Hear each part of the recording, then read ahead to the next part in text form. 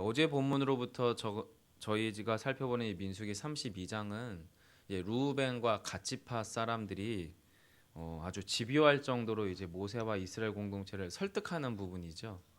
하나님의 명령의 최종적인 명령은 요단강을 건너서 요단강 저쪽 편, 요단강 안쪽 편에 있는 가나안 땅을 정착. 그래서 하나님이 주시기를 약속한 그 땅에서 너희가 번성할 것에 대한 명령인데 지금 계속해서 이 길앗의 이 동편, 그러니까 요 지금 오늘 이 본문에 등장하는 이 요단강 동편에 지속적으로 지금 이 갓지파와 루벤 지파들은 거기서 좀 자기들이 살겠다 이제 그 얘기를 하고 있는 거잖아요.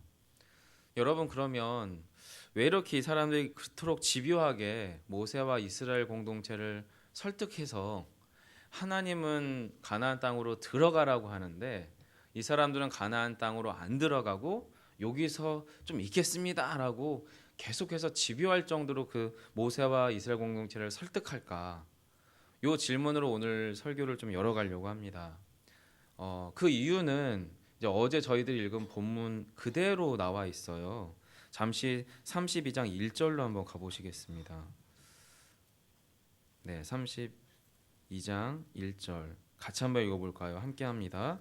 루벤 자손과 갓 자손은 심히 많은 가축대를 가졌더라.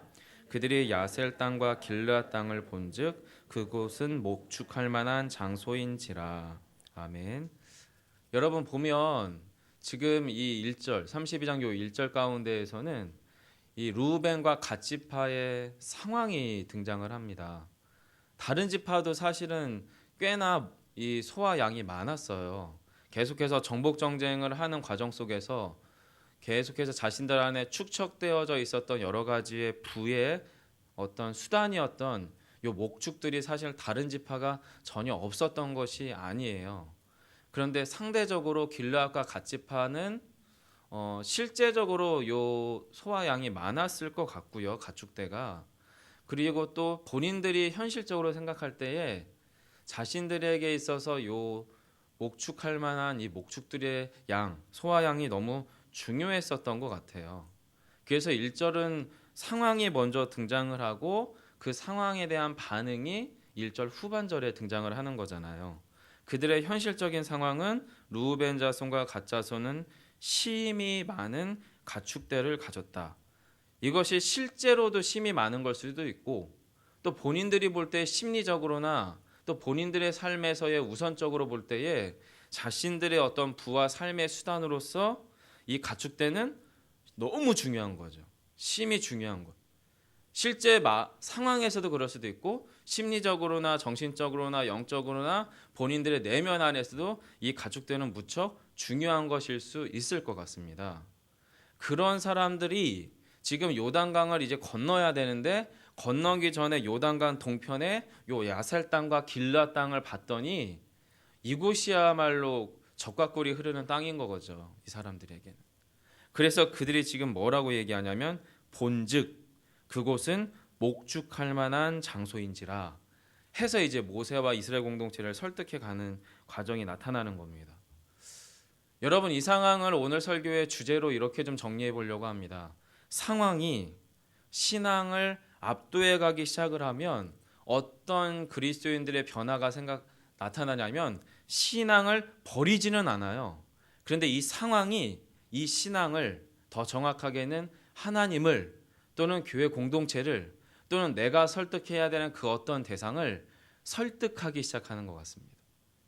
우리는 신앙을 버리지는 않습니다. 이 사람들도 가나안 땅으로 들어가서요 정복 전쟁을 하고요 똑같이 모세를 통하여 땅을 분배받습니다. 더 정확하게는 여호수아를 통해서요. 신앙의 여정길을 가는 겁니다.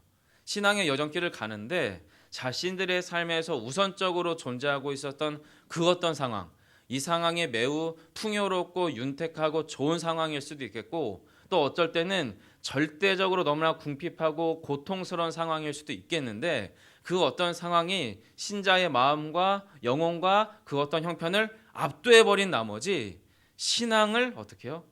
압도합니다. 설득합니다. 그리고 그 상황 가운데에서 상황 논리에 나의 신앙을 맡겨버리는 태도가 지금 이 길르앗과 갓지파 사람들 안에서 발생하기 시작을 한 것 같아요. 그래서 이미 앞에서 모세가 자신들의 아버지 세대, 요 출애굽 1세대가 너희들과 똑같은 상황 가운데에서 하나님 앞에서 불신앙하고 불순종해서 가데스 바네아에서 더 이상 하나님의 신앙에 순종할 수 없다. 하나님의 명령에 그 비전에 동참할 수 없다라고 불순종한 나머지 그들이 사실은 광야 땅 40년 동안의 고통을 통과했었던 거잖아요. 그래서 그것에 대해서 모세가 이제 사실 반, 협박 반으로 이제 이야기를 앞에서 꺼냅니다. 여러분, 그것이 지금 어떻게 이야기가 되냐면 어제 읽으신 본문의 14절인데요. 읽어드릴게요. 보라, 너희는 너희의 조상의 대를 이어서 일어났다는 거예요. 이미 내재되어 있습니다. 이스라엘 공동체 안에 또는 그 어떤 신자들의 내면 안에 이 출애굽 1세대의 불순종하고 불신앙하고 하나님의 명령과 뜻하심 가운데 어떤 이유로든 어떤 상황으로든 어떤 조건으로든 어떤 빌미와 기회만 딱 포착되면 그 안에서 원래 내재되어 있었고 잠재되어 있었던 그것이 일어난다는 거예요. 이미 너희들의 조상 세대로부터 어떻게 해요? 이어서 일어난 죄인의 무리로서 이스라엘을 향하신 여호와의 노를 더욱 심하게 한다. 그래서 너희가 멸망하게 될 것이다. 여러분, 지금 모세라고 하는 사람은요, 지금 이 출애굽 상황 가운데에서 단지 인간 모세 한 사람으로만 대표되어진 사람이 아닙니다. 모세는 이 출애굽 시대에 요 모세오경에 등장할 때 하나님의 뜻을 대언하는 선지자입니다. 선지자. 즉 지금 이 상황들을 하나하나 바라볼 때 여러분 오늘 본문에서도 모세가 상황을 바라보고 해석하는 방식과 지금 길르앗과 갓지파 사람들이 상황을 바라보고 해석하는 방식이 완전히 판이하게 다름을 사실 오늘 본문이 보여주고 있거든요.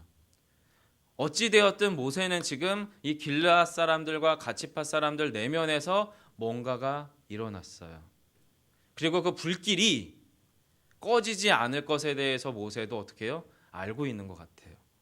그래서 저와 여러분이 읽으신 본문 16절로부터 19절 사이에서는 그들의 내면에서부터 일어난 그 어떤 불길이 모세와 이스라엘 공동체를 설득해 나가는 집요한 상황들을 16절로부터 19절이 지금 보여주고 있어요. 16절 보시면 현실 타당한 상황 논리가 등장을 합니다.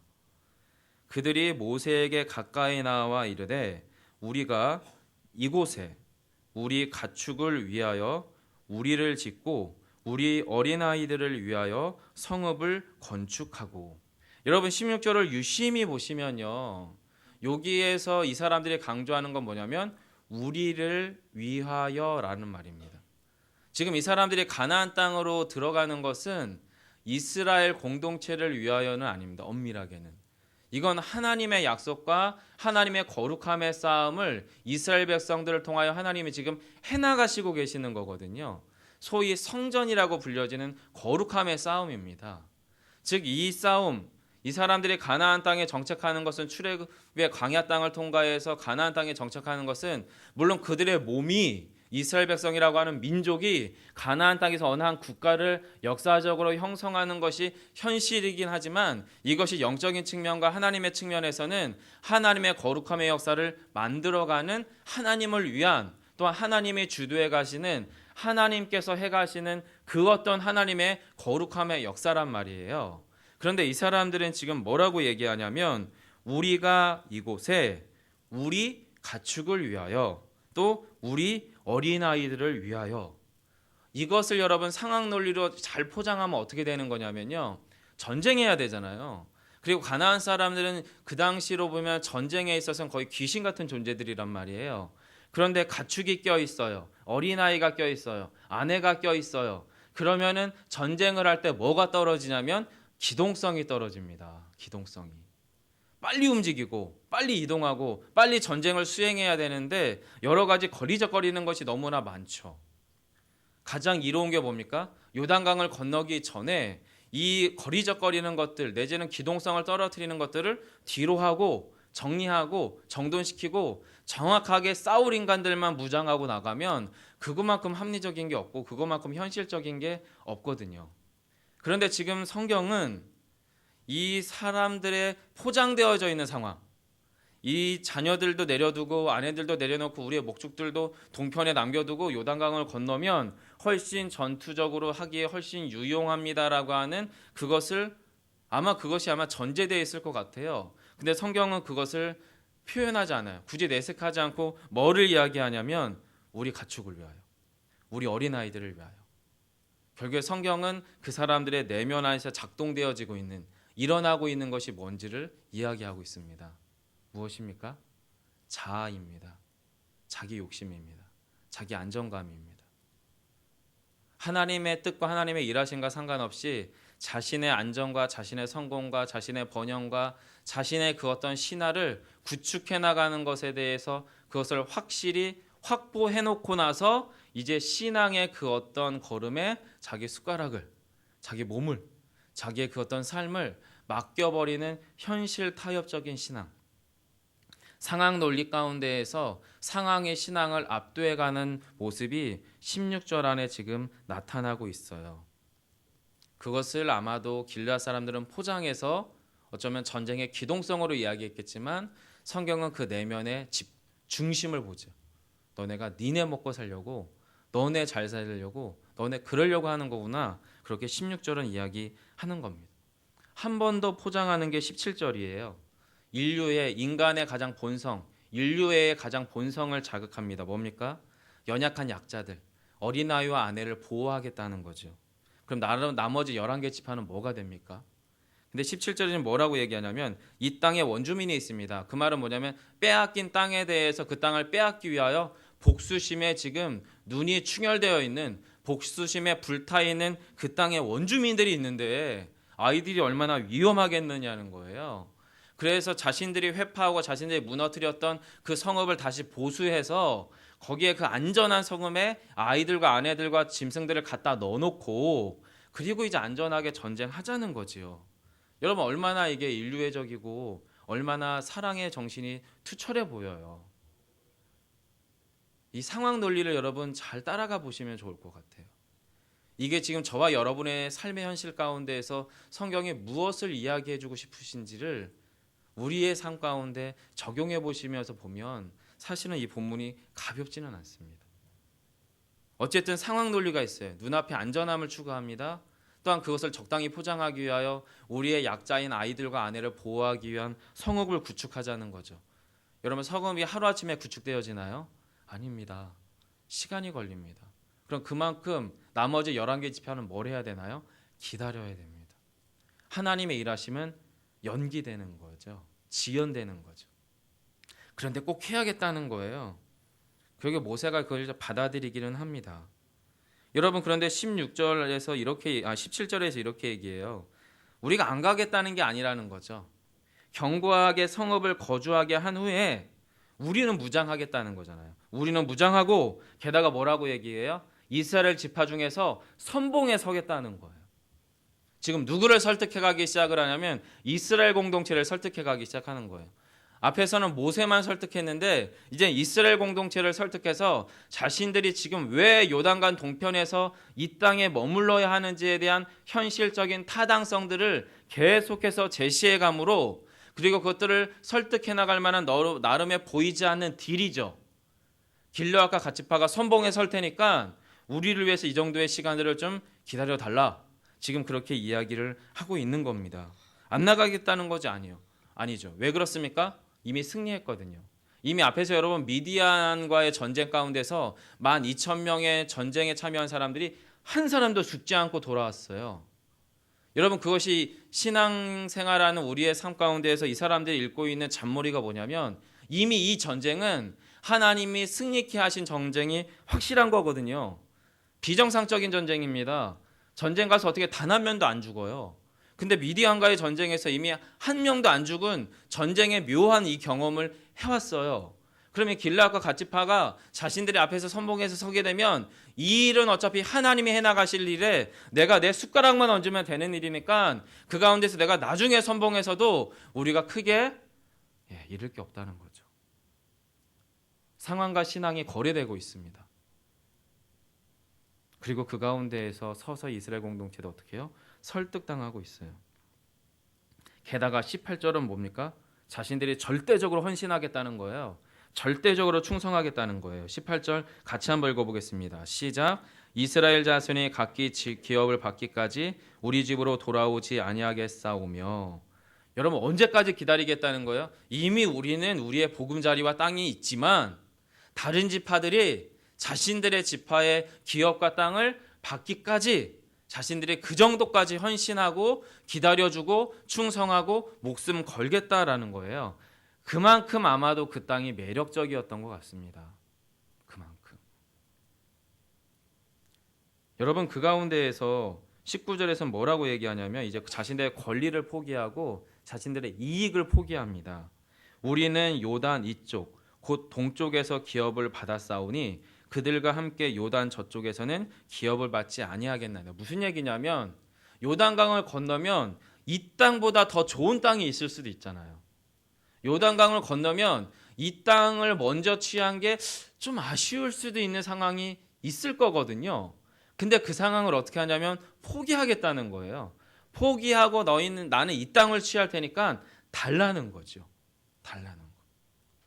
상황이 신앙을 압도해 나가는 그리스도인들의 삶 가운데에서 신앙이라고 하는 명분, 또 아니면 대의라고 하는 그 어떤 명분, 이타적이라고 하는 그 어떤 명분, 자신 안에 자신의 안정감과 자신의 욕망과 자신의 성공을 위하여서는 신앙도 대의도 이타적인 헌신과 봉사도 내다 팔아버릴 수 있는 우리 안에 마음에 내재되어 있는 악한 죄성, 악한 본성, 이것을 지금 모세는 뭐라고 얘기하냐면 너희들의 조상 때로부터 지금까지 일어나고 있는 죄의 물이라고 이야기하는 거예요. 근데 길르앗과 갓지파는 끝까지 아니라는 거죠. 끝까지 아니라는 거죠. 여러분들 우리의 신앙생활, 저의 신앙생활, 우리가 그리스도인으로 삶을 살아가면서 우리 안에서 이런 내면이 작동되지 말라는 법이 없잖아요. 우리의 영혼이 얼마나 민감해야 되고 치밀해져야 되는지를 사실은 이 민수기는 보여주고 있는 것 같습니다. 오늘 본문에서 그렇게 길르앗과 갓지파 사람들의 내면이 그들의 욕망대로 흘러가고 있는 동안에 같은 상황에 대하여 모세가 바라보고 있는 측면을 좀 봐야 되는데요. 여러분 20절부터 24절 가운데에서 모세가요 여호와 앞에서라는 단어와 여호와께라고 하는 단어를 횟수를 한번 밑줄을 그어보시면 제가 좀 체크해 왔는데요. 여호와 앞이라고 하는 단어가 6번 등장합니다. 그리고 여호와께라고 하는 단어가 2번 등장을 해요. 같은 상황을 바라보는 모세의 영적인 의식 구조가 전혀 달라요. 이 싸움이 누구의 싸움인지를 모세는 놓치지 않고 있습니다. 하나님의 싸움이에요. 여호와 하나님의 싸움이다라는 거예요. 그래서 전쟁에 참여하는 사람의 태도가 뭐야, 어떠해야 되는지를 20절이 보여주는데요. 같이 한번 읽어볼까요? 20절입니다. 시작. 모세가 그들에게 이르되 너희가 만일 이 일을 행하여 무장하고 여호와 앞에서 가서 싸우되. 여러분 지금 보시면 20절에서 모세가 이렇게 얘기해요. 그래 좋다. 너희가 만일 이 일을 행하고 무장하고 나서 나와라. 그런데 그들의 무장하고 나서의 싸움이 어떤 싸움이냐면 여호와 앞에서 가서 싸워라. 이미 하나님이 그 전쟁 가운데 앞서 가셨어요. 이미 하나님이 그 전쟁 가운데서 당신의 손바닥 위에 그 상황을 올려놓으셨어요. 그 상황 가운데서 너희가 어떻게 해요? 거기에 참여하는 거다라고 지금 20절은 이야기하고 있는 겁니다. 그러면서 여러분 21절과 22절 중반절까지 해서 이 전쟁의 주체가 누군지를 분명하게 말해요. 읽어드릴게요. 너희가 다 무장하고 여호와 앞에서 무엇입니까? 요단을 건넙니다. 요단을 건너는 것은 이스라엘 공동체의 몫이잖아요. 이스라엘 공동체의 물리적인 이동이잖아요. 근데 그 이동이 영적으로는 보이지 않지만 여호와 앞에서 이동하는 거라고 성경은 지금 이야기하는 거예요. 그리고 뭐라고 얘기하냐면 같이 읽어볼까요? 21절 중반절입니다. 여호와께서 그의 원수를 자기 앞에서 쫓아내시고. 지금 전쟁의 주체가 누구냐면 여호와 하나님이시라는 거예요. 그리고 그 가나안 땅에 대표되어지는 역사 안에 존재하고 있었던 그 사람들은 누구의 원수냐고 이야기하냐면 하나님 아버지의 여호와 하나님의 원수라는 거예요. 이 전쟁의 주체가 누군지 모세는 너무나 분명하게 알고 있습니다. 여호와께서 자신들의 원수를 자기 앞에서 쫓아내시고 어떻게 하시는 겁니까? 22절에 그 땅이 여호와 앞에 복종하게 하시기까지 싸우면, 그 전쟁에 길르앗과 여러 11개의 지파가 같이 동참하지만 그 상황 가운데에서 하나님은 하나님의 일을 하시는데, 그것이 무엇이냐면 원래 이 땅의 모든 만물을 창조하시니 모든 것의 주권이 여호와께 속하였는데, 가나안 땅 가운데에서는 말도 안 되는 우상 숭배 가운데서 자신들이 만든 바알과 이 땅의 풍요로움들이 자신이 만든 신들 가운데, 헛된 우상들 가운데 있다고 말하면서 죄를 자신들의 벗삼아 살아가는 폐역한 세대 가운데 하나님의 거룩한 싸움을 해가시겠다는 거예요. 거기에 이스라엘 백성 공동체가 같이 동참해 줄 수 있겠느냐라고 하는 것이 시내 산에서의 언약입니다. 그 상황을 하나님은 끊임없이 주도적으로 지금 본문 가운데에서 해가시는 거예요. 어떻게요? 그 땅이 하나님께로, 여호와께로 돌아오기까지. 모세의 안에서 지금 여호와 앞에서 코람데오, 하나님 앞에서 면전의식, 하나님 앞에서 살아가야 되는 신자의 삶이 무엇이어야 하는지를 모세는 끊임없이 놓치지 않고 있습니다. 그러나 그것이 길라 사람들에게, 갓지파 사람들에게는 들어오지가 않아요. 그냥 속이의 경읽기 같아요. 그래서 여러분 22절 후반절은 이렇게 말해요. 그 땅이 여호와 앞에 복종하게 하시기까지 싸우면, 너희가 하나님의 싸움 가운데 참여하게 되면 어떻게 해요? 여호와 앞에서나 이스라엘 앞에서나 무죄하여 돌아오겠고, 이 땅은 여호와 앞에서 너희의 소유가 되리라마는, 하나님 주도로 상황을 해석해 나가는 모세의 시선을 여러분 놓치지 않기를 간절히 소망합니다. 저희는 여러분 앞에서 나 가나안 땅 기회한 성에 들어가려면이라는 찬양을 했어요. 주로 장례 때 드려지는, 임종 때 드려지는 찬양이죠. 여러분, 우리는 기본적으로 가나안 땅에 대한 이미지가 엄청나게 모든 수고를 다하고 가나안 땅에서는 이제 고통 끝, 슬픔 끝, 그리고 불행 끝, 행복 시작, 성공 시작, 이것이 가나안 땅에 대한 이미지예요. 저희는. 그리고 가나안 땅을 천국과 동일시하는 영적인 감각이 우리 안에 있어요. 여러분, 그런 신학적 해석과 영적 해석이 왜 주요한지, 왜 의미가 있는지는 여러 가지 의미들이 물론 있어요. 그런데 이 상황과 지금 오늘의 이 현실적인 상황과 여러분 뭔가 좀 이질 다르지 않습니까? 가나안 땅에서 지금 계속 전쟁하고 있거든요. 자신들의 욕심을 내려놓는 싸움을 하고 있거든요. 그런데 지금 그 싸움에서 실패하고 있는 상황들이 지금 길앗 사람들의 상황들이잖아요. 그리고 여호수아를 통해서 가나안 땅이 정착이 되고 그 땅의 지파들이 땅을 분배받고 그 상황에서도 철저하게 실패하잖아요. 그럼 여러분, 성경이 지금 가나안 땅에서의 이들의 실패를 통해서 보여주려고 하는 것이 무엇입니까? 진짜 가나안, 진짜 본향은 딴 데 있다는 거지요. 이 땅에서의 가나안을 추구해 나가는 저와 여러분의 삶도 이 땅에서의 길르앗과 갓지파 사람들처럼 실패가 어쩌면 당연할 수 있을 거라고 하는 것을 성경은 어떻게 해요? 하나님은 인정해 주는 거예요. 허용해 주는 거예요. 지금 모세가 허용하고 있잖아요. 그래? 그럼 너희가 가서 성읍을 지어라. 너희들의 우리에 가축을 집어넣고 너희들의 안전한 그 성읍에 자녀들을 놓고 이 전쟁에 다시 참여해라. 100% 완전하고 흠이 없는 신자를 하나님은 이 땅 가운데 두지 않으십니다. 저를 포함한 여러분 안에 죄가 먼저 득세하고 우리 안에 옛 출애굽 1세대의 불신앙과 불순종의 마음이 우리 안에서 일어나서 우리가 신자가 아닌 사람 정도의 수준으로까지 죄 가운데 미끄러지는 것, 하나님은 답답하시지만 안타까우시지만 허용하실 수 있습니다. 우리는 이 땅에서 그렇게 살아낼 수밖에 없기도 할 것입니다. 그런데 문제는 뭐냐면요, 이걸 알고 하는 것만큼 아버지 속을, 부모 속을 썩이는 사람 없는 거잖아요. 철없는 자식이 뭘 몰라서 하는 거라면 그렇다 쳐요. 민수기에 있는 길르앗과 갓지파 사람들은 뭐가 뭔지 모르고 철없는 아들이어서 그렇다 쳐요. 그러나 우리는 민수기를 통하여 하나님 앞에서의 거룩함의 하나님의 열망과 그 가운데서 우리가 얼마나 하나님 앞에 부족하여서 우리를 쳐서 하나님 앞에 순종함으로 나아가야 될지를 이미 배우고 있잖아요. 하나님의 완전한 계시가 열려 있잖아요. 그런데 우리는 그 가운데에서도 계속해서 우리의 옛 습관들이, 옛 욕심들이 머리를 들더라라는 겁니다. 왜 그러냐면 눈앞의 현실이 더 두렵기 때문입니다. 여러분, 같은 상황을 하나님에 대한 면전의식 여호와 앞에서로 모세가 해석하지만 마지막 25절과 26절, 27절을 유심히 읽어 나가다 보면 길르앗과 갓지파들은 눈앞에서의 신앙적 현실을 다르게 해석합니다.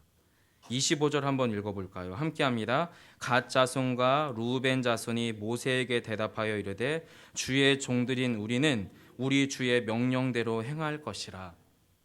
여러분, 지금 25절과 24절에 엄청난 차이를 느끼셔야 돼요. 앞에서 20절부터 24절에서는 여호와 앞에서 여호와께서라고 얘기하는데 지금 25절은 모세와 이야기하면서 길르앗과 갓지파 사람들은 누구를 주라고 부르고 있냐면 모세를 주라고 부르고 있습니다.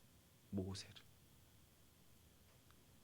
우리의 신앙의 현실이 옆에 있는 성도들의 눈치를 보는 거예요.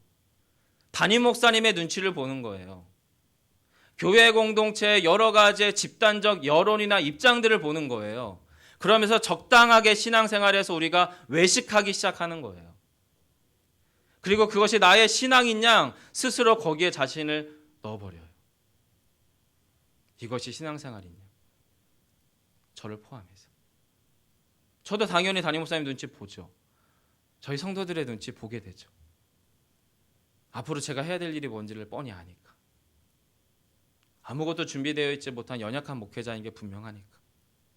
하지만 여러분, 길르앗과 갓지파 사람들이 지금 뭐라고 얘기하냐면 아주 교묘한 사람들입니다. 주의 종들인 우리는 우리 주의 명령대로. 우리의 자아는, 우리의 마음은 사실은 본심은 그게 아닌데 눈앞에 있는 최고 권력자인 당신이 그렇게 하라고 하니까 하겠다라는 겁니다. 싫은데 하겠다는 겁니다. 그리고 뭐라고 말하면 27절에 종들은 우리 주의 말씀대로 무장하고 그리고 여호와가 등장합니다. 여호와 앞에서 다 건너가서 싸우리이다. 여러분, 그들이 상황이 신앙을 압도해 나가고 상황이 신앙을 설득해 나가는 과정 속에서 하나님은 빠져버리기 시작해요. 말씀은 빠져버리기 시작해요. 말씀은 없어요. 하나님은 없어요. 누가 있냐면 눈앞에 있는 모세만 있어요. 그건 그저 또 다른 상황이고요. 또 다른 현실일 뿐입니다. 그들의 상황, 그들을 압도해버리고 채워버렸던 똑같은 눈앞에 보이는 상황일 뿐입니다. 우리의 결론이 무엇이어야 할까요? 그러자 모세가 24절에서 그들의 이야기를 다 듣고 얘기해요. 그래? 너희는 어린아이들을 위하여 성읍을 건축하고 양을 위하여 우리를 지으라. 그리하고 니들이 말한 대로 행해라. 니들이 말한 대로. 그러자 27절에서 그들은 말하죠. 우리 주의 말씀대로 무장하고. 지들이 말해놓고서 모세가 말한 거래요. 모세는 뭐라고 끊임없이 얘기합니까? 그러지 말라고 얘기하는데. 여러분, 거기서 하나님의 답답함이 느껴집니다. 사실은. 하나님의 답답함이. 말씀을 맺겠습니다. 여러분, 민수기에서의 이야기들은 해피엔딩의 드라마는 절대 아닙니다. 또 우리의 신앙생활의 현실이 얼마나 그 벽이, 현실적 벽이 높은지 오히려 저보다 여러분이 훨씬 더 많이 아실 겁니다. 그렇지만 여러분, 우리가 뭘 모르는 르우벤과 갓지파 사람들이라고 한다면 모르겠는데 이미 성경이 우리 안에서 그들이 반복적으로 나타나는 실수가 뭔지를 이야기하고 있는 완전한 주의 말씀을 받은 자로서 오늘날 저와 여러분의 삶이 어떠해야 되는지 주 앞에서 오늘 다시 한번 여쭈어보며 하나님의 거룩함의 촉청 가운데로 더 깊이 들어오시는 저와 여러분 되시기를 간절히 소망합니다. 기도하겠습니다. 살아계신 아버지 하나님, 주님께서 당신의 거룩함의 그 싸움, 이 땅 가운데 죄와 패역함으로 어그러져 있는 세대 안에 새로운 믿음의 세대를 일으키고 새로운 믿음의 공동체를 일으켜 세우심으로 예수양남 교회가, 예수양남 교회 교인들이 이 땅의 민족의 교회들이 어떠한 존재로 자리매김해야 될지에 대하여 말씀을 통하여 수없이 초청하고 부르시는 그 부르심 가운데 주님, 저희가 상황을 앞세우고 나의 이익과 나의 권리를 앞세우므로 신앙을 왜곡시키고 변질시키고 서서히 태화시켜 나가는 자들이 아니라 신앙이 상황을 압도하며 믿음과 말씀이 나를 주도해 나가는 하나님의 사람들로 주여 저희를 빚어 주옵소서.